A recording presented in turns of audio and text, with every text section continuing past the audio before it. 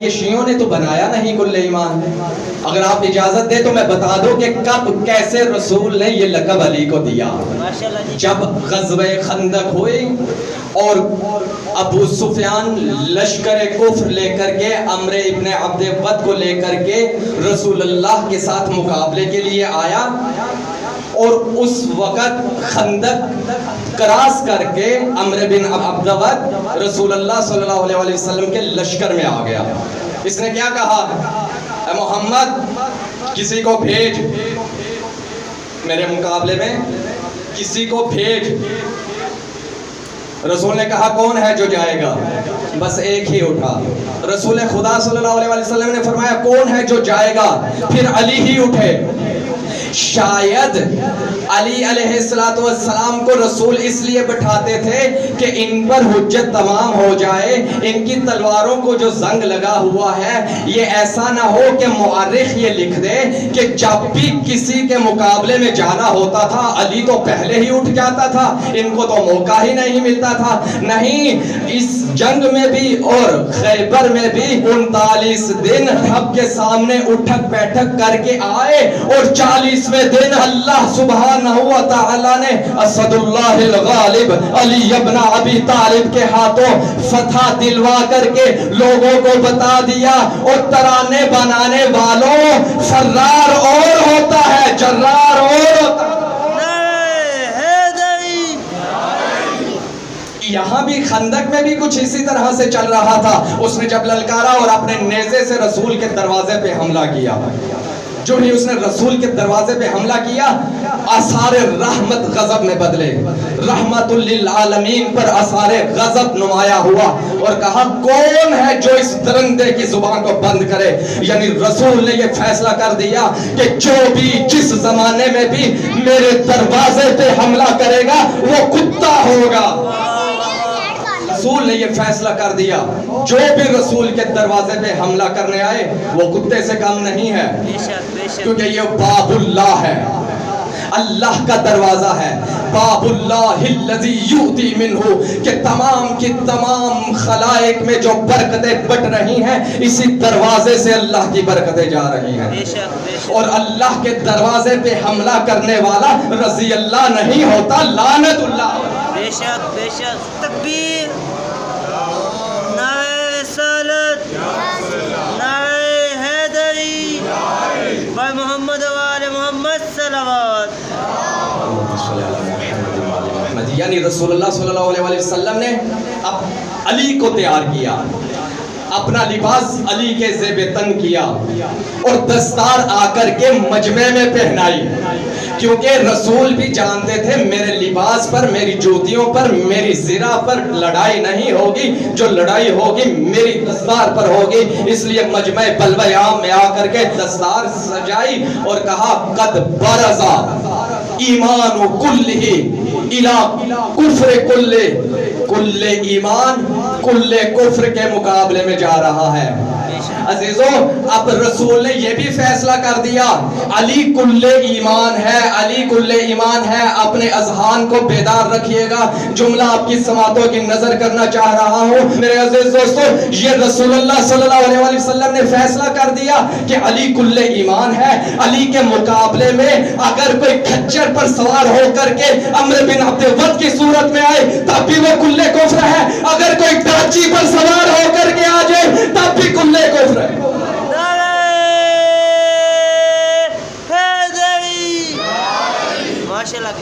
اب ہمارا اس مجلس شبیر میں آنے کا مقصد کیا ہے کہ اہل بیت علیہ السلام نے مجلس حسین میں آنے کی اتنی جو تاکید کی ہے کس لیے کی ہے؟ ان کے صدقے کائنات چل رہی ہے، ان کے فضائل کسی کے بیان کرنے کے بس میں نہیں ہے. کوئی مانے تب بھی علی علی ہے، کوئی نہ مانے تب بھی علی علی ہے. جس طرح پوری کائنات اگر نماز نہ پڑھے تو اللہ کی وحدانیت میں حرف نہیں آتا، اگر پوری دنیا علی سے منہ موڑ لے تو علی کی ولایت میں حرف نہیں آتا. شک بے شک اور کیوں؟ کیونکہ میرے رسول نے یہ فرمایا تھا یا علی مثلک کمثل الکعبہ تؤتی ولا تؤتا، اے علی تیری مثال کعبہ جیسی ہے کہ کعبہ کے گرد چکر لگایا جاتا ہے، کعبہ کسی کے گرد چکر نہیں لگاتا۔ یعنی لوگوں کو آنا ہوگا، علی نے کسی کے پاس چل کر نہیں جانا۔ اگر 25 سال تم سقیفہ کو اگر لے لو گے، غدیر کو بھول جاؤ گے، یہ علی خاموش رہے گا، لیکن یہی قدرت پروردگار ہے کہ جو تمہیں 25 سال بعد اسی دروازے پر لے آئے گے۔ ان کے فضائل بیان کرنا کسی کے بس میں نہیں ہے، یہ مثل کعبہ ہے، یہ لوگوں کے محتاج نہیں ہے۔ لیکن میرے عزیز دوستو، ہمیں یہاں آنا مجلس حسین میں، اور وہ مجلس حسین کے جس کی اتنی تاکید ہے، امام صادق فرماتے ہیں اپنے صحابی کو، فضیل ابن یسار کو، مولا فرماتے ہیں کہ اتحدثون و تجلسون، سنا ہے تم ہماری حدیثیں بیان کرتے ہو اور ہماری مجلس برپا کرتے ہو۔ تو اس نے کہا جی ایسے ہی ہے مولا۔ اب فرزند رسول کی زبان سے اس کے لیے دعا نکلتی ہے۔ امام صادق فرماتے ہیں رحم اللہ من احیا امرنا، اللہ اس بندے پر رحم کرے کہ جو ہمارے امر کو زندہ کرتا ہے، کہ یہ خود اولو الامر ہے، یہ اللہ کے امر ہیں، اور اللہ کے امر کو زندہ کرنا اس مجلس حسین کے ذریعے ہے۔ اس کی عظمت کو پہچانو کہ جب بھی مجلس حسین میں جاؤ، کوئی پوچھے تو کہو میں کربلا جا رہا ہوں، اور کربلا 40 عزیزو صرف اور صرف ظاہری زیارت کا نام نہیں، جو تمہیں امام بلا رہے ہیں اپنے نزدیک، اس کا مقصد یہ ہے تاکہ تم ہماری قربت اختیار کر کے جو ہمارا مقصد ہے وہ اس کائنات میں برپا کرو، ہمارے مقصد کو آگے بڑھاؤ۔ اور میرے عزیز دوستو، عرب میں رواج ہے کہ اگر صلحوں کا پرچم بلند کرنا ہو تو سفید کرتے ہیں۔ تو جو میرے ساتھ ہے، صلحوں کا پرچم کون سا ہوتا ہے؟ سفید۔ جنگ کا کون سا ہوتا ہے؟ سرخ۔ اور عزیزو، کربلا ختم نہیں ہوئی۔ کس نے کہا ختم ہوگی 61 ہجری میں؟ نہیں، کل ارض کربلا کل یوم عاشورا، ہر روز کربلا ہے، ہر زمین کربلا ہے، ہر روز عاشورا کا دن ہے۔ میرے عزیز دوستو، یہ جنگ ابھی بھی جاری ہے، اور اس کی سب سے بڑی دلیل ہے کہ حسین کے گنبد پہ سفید پرچم نہیں لہرا رہا بلکہ سرخ پرچم لہرا رہا ہے، کہ جس کی یہ علامت ہے کہ آج بھی جنگ جاری ہے، اور اس کا سالار پردے غیبت میں بیٹھا ہوا ہے، اس کے لیے تیار ہو جاؤ۔ ایک صلوات پڑھے محمد و آل محمد۔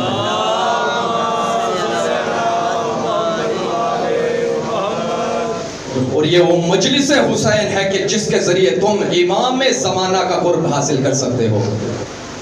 یہ جملے ہیں زیارت عاشورہ۔ زیارت عاشورہ ایک ایسی چیز ہے کہ جو حدیث قدسی ہے، کہ جس میں 100 دفعہ امام پر سلام ہے اور 100 دفعہ امام کے دشمن پر لعنت ہے۔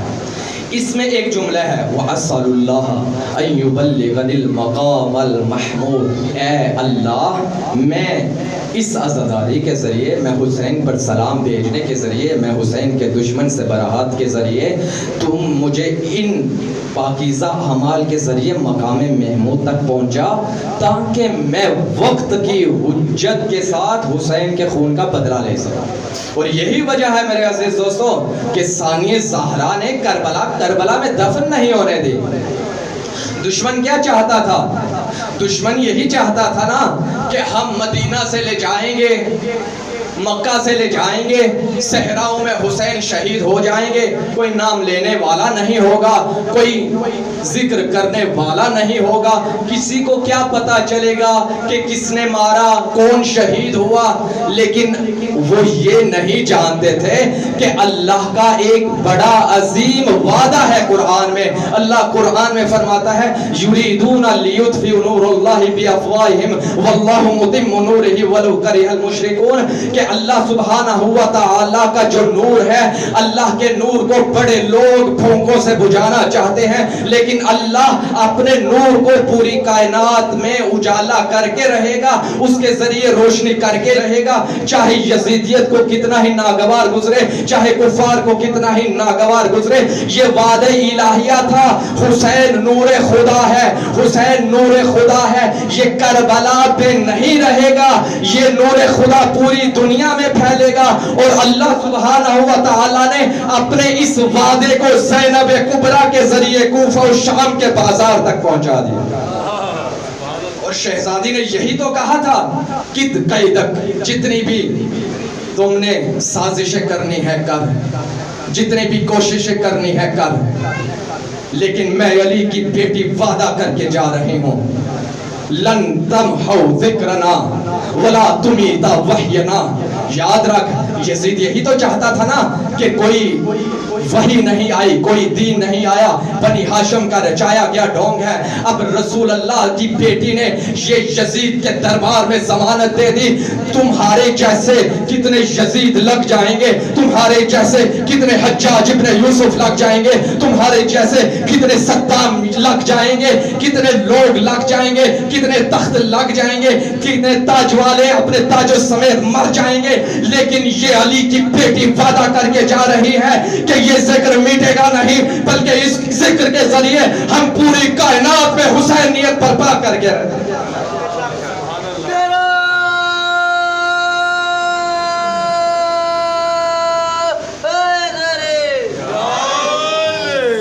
بس عزیزو، جس کے لیے کائنات میں اللہ نے اتنی فضیلتیں رکھی تھی نا، اس حسین کو اس امت نے رلا رلا کے مارا۔ اور یہ میرے جملے نہیں، امام خود فرماتے ہیں، امام فرماتے ہیں انا قتیل العبرات، میں کشتے گریان ہوں، مجھے کبھی اکبر کی لاش پر، کبھی اصغر کے کٹے گلے پر، کبھی عباس کے کٹے بازوؤں پر، کبھی قاسم کے ٹکڑوں پر رلا رلا کے مارا۔ اور معصوم فرماتے ہیں لا یذکرنی المؤمن الا استعبرا، کوئی مومن ایسا ہے ہی نہیں کہ حسین کا تذکرہ ہو اور اس کی آنکھوں سے آنسو نہ آ جائیں۔ اجرکم اللہ۔ حسین چھوٹے سے تھے، اصحاب کہتے ہیں کہ رسول اللہ نے حسین کے رونے کی آواز سنی، رسول اللہ جلدی گھر گئے اور فرمایا کہ حسین کے رونے کی وجہ کیا ہے؟ سیدہ نے فرمایا کہ آج پانی نہیں ہے، چونکہ کنویں ہوتے تھے۔ رسول اللہ باہر آئے اور کہا کسی کے پاس کوئی پانی ہو تو لے آئے، میرا حسین پیاسا ہے۔ اجرکم اللہ۔ عزادارو، پانی نہیں ملا نا تو رسول نے اپنی زبان حسین کو چسوائی، شاید امت کو بتانا چاہتے تھے یہی حسین ہوگا، بہتی دریا کے کنارے کہے گا اے نانا کی امت اللہ تشان، میں پیاسا ہوں۔ اور یہی وجہ ہے کہ حسین نے اپنے ششماہ علی اصغر کو بلند کیا اور کہا یا قوم ان لم ترحمونی فرحموا ھذا الطفل الصغیر، اگر مجھ پر رحم نہیں کرتے میرے 6 مہینے کے اصغر پر تو رحم کرو۔ کیف یتلذذ عطشان، دیکھ نہیں رہے پیاس کی شدت سے کبھی یہ منہ کھولتا ہے کبھی یہ منہ بند کرتا ہے۔ اجرکم اللہ۔ بس عزادارو، حسین پر گریہ کیسے کرو؟ ایسے کرو جیسے بوڑھی ماں چوا کے لاشے پہ کرتی ہے۔ یہ حسرت ہے تیرے اور میرے معصوم امام کی۔ امام نے اپنے بیٹے کو آخری وقت میں امام سجاد کو وصیت دی اور تمہیں سلام پہنچایا ہے امام نے۔ مقتل کی کتابوں میں یہ جملہ ہے، مولا فرماتے ہیں بلغ عنی شیعۃ السلام فقل لہم ان ابی مات ظلما وعطشانا فانظروا، اے میرا بیٹا سجاد میرے شیعوں کو میرا سلام دینا اور کہنا میرے بابا کو 2 بہتے دریاؤں کے کنارے پیاسا ذبح کر دیا، میرے بابا پر ندبہ کرو، میرے بابا پر گریہ کرو۔ عزادارو، ندبہ اس گریہ کو کہتے ہیں کہ جو گڑ گڑا کے کیا جائے، اس طرح سے گریہ کرو جس طرح فاطمہ زہرا اپنے بچے کے اوپر پر گریا کر اجرکم اللہ اجرکم اللہ. بس عزیزو آخری وقت ہے, سب کو اٹھا کر کے کربلا کا پیاسا حسین آخری سلام کرنے آیا اور کہا یا زینب یا کلثوم یا رقیہ علیکن منی السلام. حسین کا آخری سلام. ارے یہ سننا تھا, خود سوچو زینب کے لیے کتنا سخت تھا یہ سلام کا سننا. کہا بھیا ایسے نہیں, بھیا آئیے خیمے میں آئیے. اور عزیز و مقتل نے کہا کہ حسین کی بہن نے حسین کی گردن سے بوسہ لیا. حسین نے بوسے کی وجہ پوچھی, مر نہ جائے ہم شیعہ. سیدہ فرماتی ہیں اے حسین, جب نانا کے بعد میری ماں کا پہلو شکستہ کر دیا تو میری زخمی ماں نے مجھے یہ وصیت کی تھی کہ اے بیٹا جب حسین آخری سلام کرنے آئے تو میری طرف سے گردن کا بوسہ لینا, کیونکہ ان خشک رگوں پر کند خنجر چلے گا. اجرکم اللہ. اپنی آوازوں کو بلند کرنا. عزادارو, امام نے کہا بہن مجھے ایک کرتا لا دو. جو شروع سے مصائب سننے کے عادی ہیں ان کے لیے اشارہ کرتا چلے جاؤں گا, مصائب کے لیے جملہ کافی ہے. عزادارو, حسین نے کہا بہن ایک قمیص لا دو. حسین نے زیب تن کی جگہ جگہ سے پھاڑنا شروع کیا. شہزادی زینب نے پوچھا اے بھیا یہ پھاڑنے کی وجہ کیا ہے؟ غربت بھرے لہجے میں زہرا کا لال کہتا ہے اے زینب میرا بڑا ہی پست دشمن سے پالا پڑا ہے. اے کاش اس کوڑتے کو پھٹا سمجھ کے میرے بدن پر رہنے دے. اجرکم اللہ اجرکم اللہ. عزادارو, حسین خیمے سے باہر آئے. ہمیشہ ذوالجناح کو کبھی عباس آگے لاتے تھے, کبھی علی اکبر. مقتل کہتی ہے نظر یمینم و شمالا. حسین کبھی دائیں دیکھتے ہیں کبھی بائیں دیکھتے ہیں. عزادارو, اور ایک جملہ فرمایا این مسلم ابن عقیل, این حانی ابن عروہ, این مسلم ابن عسجہ. اپنے سارے اصحاب کے نام لیے اور کہا یا ابطال الصفا یا فرسان الحجا ما لیا انادیکم فلا تجیبونی. اور میرے شاہ سوارو, اور میرے غمخارو, تم کہاں گئے؟ حسین بلا رہے ہیں, حسین کی آواز پر لبیک کہو. عزادارو, اگلا جملہ حسین کا سخت تھا. حسین فرماتے ہیں اے میرے شاہ سوارو قوموا عن نومتکم وادفعوا عن حرم رسول اللہ طغاة اللعان. او میرے شاہ سوارو اٹھو, زینب کا پردہ الپست لوگوں سے بچاؤ. اتنا درد تھا جس جملے میں, عجب نہیں فرات کے کنارے سے بن بازوؤں کے لاش تڑپ گئی ہو. اے مولا اجازت دیتے جنگ کا نقشہ بدل دیتا. اجرکم اللہ. اپنی آوازوں کو بلند کرنا. شہادت نہیں معلوم اگلے سال کون ہوگا کون نہیں, کیونکہ میرے رسول نے اپنی بیٹی کو ضمانت دی ہے اور فرمایا ہے بیٹی فاطمہ کل عین باقیۃ یوم القیامت الا من بکت علی مصاب الحسین, کہ ہر آنکھ قیامت کے دن رو رہی ہوگی لیکن جو حسین پر روئے گی وہ کبھی بھی قیامت کے دن گریہ نہیں کر رہی ہوگی. عزادارو, آپ کو معلوم ہے کہ حسین جا تو شہادت کی طرف رہے تھے لیکن زینب کے پردے کا خیال تھا. اجرکم اللہ. ایک مرتبہ نہیں کئی مرتبہ حسین نے زینب کے پردے کو یاد کیا ہے. اور عزیزو, یہی وجہ ہے تیرا اور میرا پردے میں خون رونے والا امام رو رو کے کہتا ہے تدیر طرفا خفیا الی رحلک. اے میرا جد حسین, وہ منظر نہیں بھولتا کہ جب آپ کی آنکھوں میں خون تھا, آپ آنکھوں کے ایک گوشے سے زینب کے خیموں کو دیکھ رہے تھے اور دشمن یہ کہہ رہا تھا ابھی حسین زندہ ہے یا نہیں, اگر پتہ چلانا ہے تو خیموں پر حملہ کرو. عزادارو, انہوں نے خیموں کی طرف گھوڑے بگائے. جتنا بھی زخمی تھا زہرا کا لال کوہنیوں کے بل اٹھا, کہا اگر تمہارے اندر دین نہیں تو آزاد مرد رہو. حسین حسین کے ہوتے ہوئے زینب کے خیموں پہ حملہ نہ کرو۔ عزادارو، حسین زینب کے پردے کا خیال کر رہے تھے، بس عزادارو حسین زین سے زمین پر آئے اور گھوڑے کو کہا وہاں زین سے زمین پر لانا کہ عزادارو جہاں میری ماں زہرا بیٹھی ہوئی ہے، جب میں کہوں گا اس وقت شبی کو لائیے گا۔ ابھی 2 جملے پڑھنے دیجئے گا۔ عزادارو حسین یوں بیٹھے ہوئے ہیں، چاروں طرف سے مارنے والے موجود ہیں۔ امام باقر فرماتے ہیں کہ میرے نانا رسول نے کہا تھا کسی جنگل کے درندے کو بھی مارو نا تو اتنے اسلحوں سے نہ مارو بلکہ ایک اسلحے سے مارو، لیکن رو کے باقر العلوم فرماتا ہے ہے غریب جد حسین قتل بالسیف وبالسنان وبالخشبۃ وبالحجر، میرا جد حسین وہ مظلوم ہے کہ جسے تیروں سے تلواروں سے، جس کے پاس کچھ بھی نہیں تھا، وہ کربلا کی گرم ریت حسین کے زخموں پر پھینک دیتا تھا۔ عزادارو حسین ایسے بیٹھے ہوئے ہیں، 4 ملعون نکلے، کہتے ہیں ہم ظلم کرتے ہیں۔ ایک ملعون آیا، اس ملعون نے حسین کے پہلو پر نیزہ مارا۔ ایک ملعون آیا، اس نے حسین کی پیشانی پر نیزہ مارا۔ ایک ابن اشعث ملعون آیا، اس نے کہا تمہیں ظلم کرنا نہیں آتا، میں ظلم کر کے بتاتا ہوں۔ اس ملعون نے حسین کے بالوں میں ہاتھ ڈالا، اس نے عزاداروں وہ ظلم کیا کہ جو 3 جمادی الثانی کے مصائب میں آپ فاطمہ زہرا کا سنتے ہو۔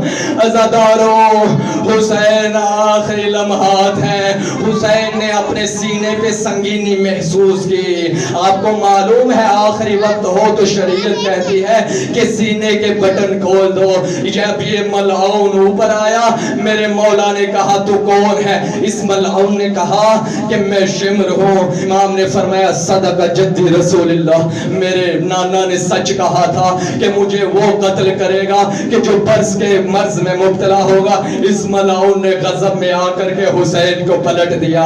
آؤ امام رضا کی بارگاہ میں جاتے ہیں۔ امام رضا فرماتے ہیں یا ابن الشبیب ان کنت باکیا لشیء فابکی للحسین، اے ابن شبیب اس طرح سے حسین پر گریا کیا کرو، کیونکہ حسین کو ایسے ذبح کیا جس طرح گوسفند کو ذبح کرتے ہیں۔ عزادارو آپ کو معلوم ہے کہ اصول کافی میں ایک روایت ہے، یہ ذرا غور سے سنیے گا، جب یاد آئے تو گریا کر لیجئے گا۔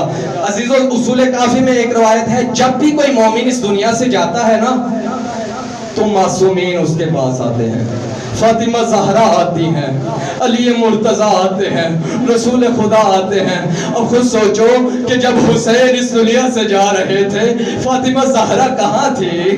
عزادارو یہ وہ منظر تھا جس منظر کو امام زمانہ فرماتے ہیں شمر جالس علی صدر الحسین وقابض شیبۃ علی یدہ وضارب لک بمحندا، حسین کے سینے پر شمر ملعون سوار تھا، اس نے مولا کی داڑھی کو پکڑا ہوا تھا، عباس بھائی کے تانے دے دے کر کے ضربے لگا رہا تھا، بہن 70 قدم سے دیکھ